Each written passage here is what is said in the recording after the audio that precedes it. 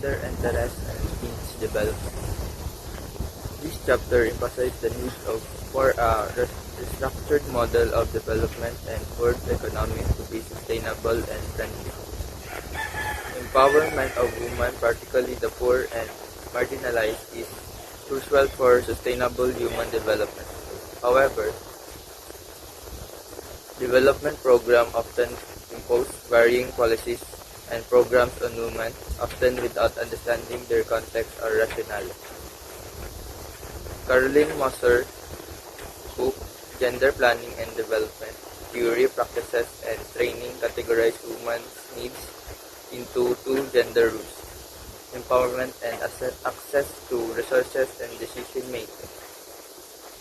Development plans often view women as homogeneous groups, but socialized rules in each gender differ in each context, making it crucial to determine a woman's gender interest versus needs in the context of her culture and religious identity.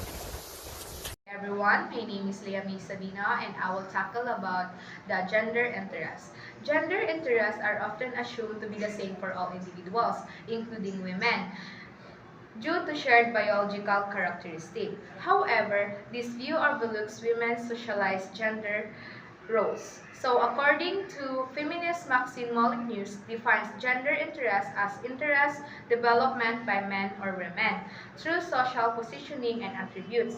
Planners translate these interests into concrete needs, which are prioritized and can be practical or strategic depending on their approach. So for example of gender interest is strategic interest. This is a long-term interest that address gender inequities and women's subordination. Next is practical interest. These are interests that are related to people's day-to-day lives.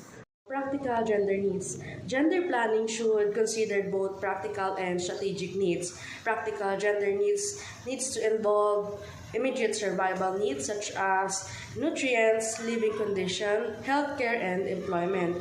Development planners often target needs which can reinforce socialized gender rules. However, true nutrition-specific needs women face to achieve true gender equality, it is crucial to address strategic needs, which is directly confront the root causes of women's subordination and change existing powers, structures, and rather than simplify addressing practical gender needs.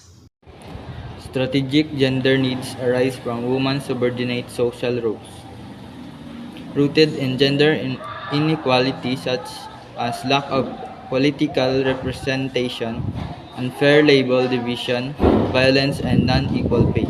Addressing these needs involves creating laws to protect women from domestic violence.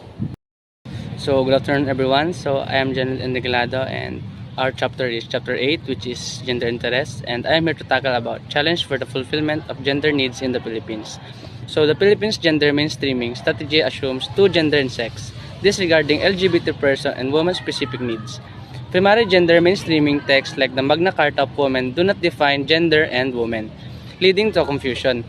Women needs vary based on religion, class, race, nationality, and age, which specific law exists for Muslim, indigenous, and disadvantaged women. Policies often assume they are the same and experience similar factors. These women needs can lead to confusion.